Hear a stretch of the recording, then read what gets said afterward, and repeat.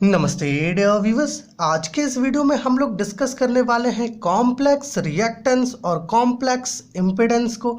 मेरे प्यारे व्यूअर्स, इसके लिए हम लोगों ने यहाँ पर कुछ सर्किट्स लिया है, इस प्रकार का कुछ सर्किट्स लिया है। ओके, और सब सर्किट का इम्पीडेंस हम लोग लिखेंगे ओके कॉम्प्लेक्स फॉर्म में, जिससे हमें कॉम्प्लेक्स इम्पीडेंस और कॉम्प्लेक्स रिएक्टेंस मिलेगा।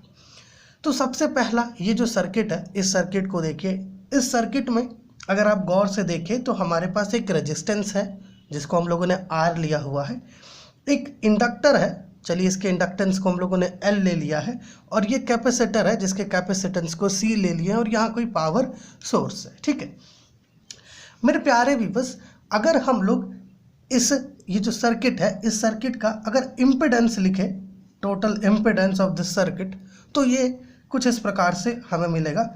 R that is resistance plus J omega L, ये आपका हिंड्रेंस है जो इंडक्टर के द्वारा ऑफर किया जाएगा अल्टरनेटिंग करंट को। ओके, साथ ही साथ minus J by omega C, ये आपका टोटल इम्पीडेंस है। ओके, इस सर्किट का, ये जो है ना, ये जो सर्किट है, इस सर्किट को सीरीज रेजोनेंट सर्किट कहते हैं। ओके, क्योंकि इसमें जो कंपोनेंट्स हैं ये सीरीज में कनेक्टेड है। ओके, समझ पा रहे हैं इस चीज़ को। अब चाहें तो इससे इस प्रकार से भी लिख सकते हैं, Z is equal to R plus J, common है तो बाहर ले लीजिए, omega L minus 1 by omega C, इस प्रकार से।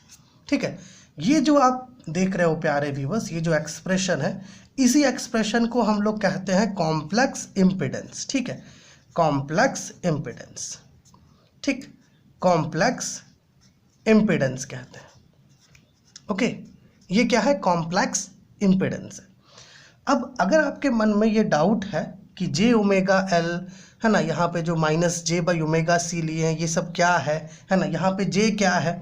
ठीक है, तो J एक्चुअली में एक ऑपरेटर है जिसे हम लोगों ने पिछली वीडियो में डिस्कस किया है। अगर आपने नहीं देखा है तो एक बार देखिए, लिंक नीचे है इस वीडियो का डिस्क्रिप्शन में। ठीक है, बट यहाँ पर भी आपको थोड़ा सा समझाने का कोशिश करते हैं।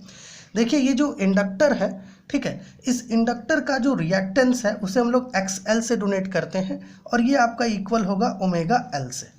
अब चूंकि ये जो इंडक्टर है मेरे प्यारे व्यूवर्स, इसके क्रॉस जो वोल्टेज होता है ना, वोल्टेज V, ओके, ये करंट को लीड करता है by an angle of 90 degree passing through it.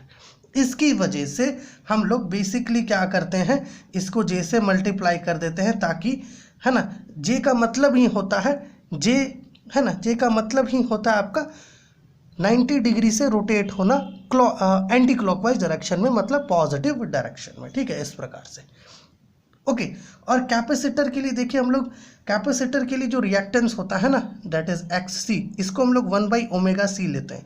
इसको हम लोग माइनस J से इसलिए मल्टीप्लाई किए हैं प्यारे व्यूअर्स, क्योंकि कैपेसिटर के क्रॉस जो वोल्टेज होता है ना, वो करंट को लैग करता है, लीड नहीं करता, लैग करता है 90 डिग्री से पासिंग थ्रू इट। इसकी वजह से हम लोग इसको 90 डिग्री से माफ़ कीजिएगा, माइनस J से मल्टीप्लाई किए हैं। ठीक है, मतलब ये क्लॉकवाइज डायरेक्शन में रोटेट कर रहा है। ठीक है, इसलिए माइनस J से इसको मल्टीप्लाई किए। सो ये तो आप समझ गए कि यहाँ पर जो टर्म्स लिए हैं ये कैसे ले रहे हैं हम लोग। ठीक है, और ये क्या है? आपका कॉम्प्लेक्स इम्पीडेंस है। अब चलते हैं दूसरे सर्किट की तरफ। ये जो सर्किट आप देख रहे हैं, दूसरा वाला सर्किट, इसमें एक रेजिस्टेंस है R और एक इंडक्टर है, इसके इंडक्टेंस को L ले लेते हैं, और कोई AC पावर सोर्स यहाँ पर, कोई है ना, पावर जनरेटर यहाँ लगा हुआ है। अगर आप इस सर्किट का टोटल इम्पीडेंस पता करो, या बेसिकली इम्पीडेंस भी कहेंगे तो बात बन जाएगा, है ना, तो ये होगा आपका Z is equal to R plus J omega L। ये जो आप देख रहे हो, ये भी क्या है? आपका कॉम्प्लेक्स इम्पीडेंस ही है इस सर्किट का। ठीक है, इस सर्किट का कॉम्प्लेक्स इम्पीडेंस ही है। अगर J यहाँ पर नहीं भी रहता तो ये बेसिकली इम्पीडेंस कहलाता। चूंकि यहाँ पर J हम लोग ले रहे हैं, इसलिए ये कॉम्प्लेक्स इम्पीडेंस है, क्योंकि J क्या है? एक इमेजिनरी क्वांटिटी है। ठीक है, और यहाँ जो R है, अगर आपके मन में ये डाउट है कि R के साथ हम लोग J क्यों नहीं ले रहे हैं, आर के साथ जे इसलिए नहीं ले रहे हैं प्यारे व्यूवर्स, क्योंकि आर के अक्रॉस, इस रेजिस्टेंस के अक्रॉस जो वोल्टेज होता है ना, वो करंट के साथ फेज में होता है, आउट ऑफ फेज नहीं होता। जैसे इंडक्टर और कैपेसिटर में आपका वोल्टेज आउट ऑफ फेज था, है ना, उस प्रकार से रेजिस्टेंस के साथ नहीं हो रहा है, ठीक है। इसके वजह से हम लोग ऐसा नहीं कर रहे हैं। अच्छा, एक और चीज़ जो हम आपको बताना चाहते हैं, ठीक है, देखिए यहाँ पर अगर आप चाहो तो इसका मैग्नीट्यूड भी लिख सकते हो। ये जो अपना इम्पिडेंस है, that is mod Z is equal to under root R square, ठीक है, plus omega square L square. इस प्रकार से करके आप इसका जो है मैग्नीट्यूड भी लिख सकते हो, है ना। अगर इसका फेज एंगल लिखना चाहोगे तो क्या होगा, phi is equal to tan inverse Y by X होता है। ओके, यहाँ पे वाई का रोल ये ओमेगा एल प्ले कर रहा है और एक्स का रोल आर प्ले कर रहा है, पुट कर लो, ठीक है, आपको मिल जाएगा फेज एंगल, है ना। और फेज एंगल बेसिकली किसके लिए होता है, डायरेक्शन के लिए होता है ना। Okay, so omega L by R, इस प्रकार से, ठीक है। अब आते हैं अपने तीसरे सर्किट में। ये जो तीसरा सर्किट है, इसमें आप देख पा रहे हैं अपने पास एक इंडक्टर है एल, एक कैपेसिटर है जिसका कैपेसिटेंस को सी ले लिए, एक पावर सोर्स से ये कनेक्टेड है, ठीक है। मेरे प्यारे व्यूअर्स, अगर आप इसका इम्पिडेंस लिखते हो टोटल तो आपको मिलेगा Z इज इक्वल टू, ठीक है, Z is equal to omega L J omega L minus J one, ठीक है, जे बाई ओमेगा सी। आप चाहो तो इसे ऐसे भी लिख सकते हो, Z is equal to J bracket omega L minus one by omega C. इस प्रकार से भी आप इसको लिख सकते हैं, ठीक है। अभी ये जो आप देख रहे हो ना, ये इसको आप कॉम्प्लेक्स रिएक्टेंस का नाम दे सकते हो, ठीक है, कॉम्प्लेक्स रिएक्टेंस। इसको क्या कह सकते हैं हम लोग, कॉम्प्लेक्स रिएक्टेंस। ओके, क्योंकि हमें पता है कि इंडक्टर और कैपेसिटर, इन दोनों के कारण जो हिंड्रेंस प्रोवाइड करवाया जाता है अल्टरनेटिंग करंट सर्किट को, है ना, अल्टरनेटिंग करंट को, जब वो अल्टरनेटिंग करंट सर्किट में फ्लो करता है तो उसको हम लोग रिएक्टेंस कहते हैं।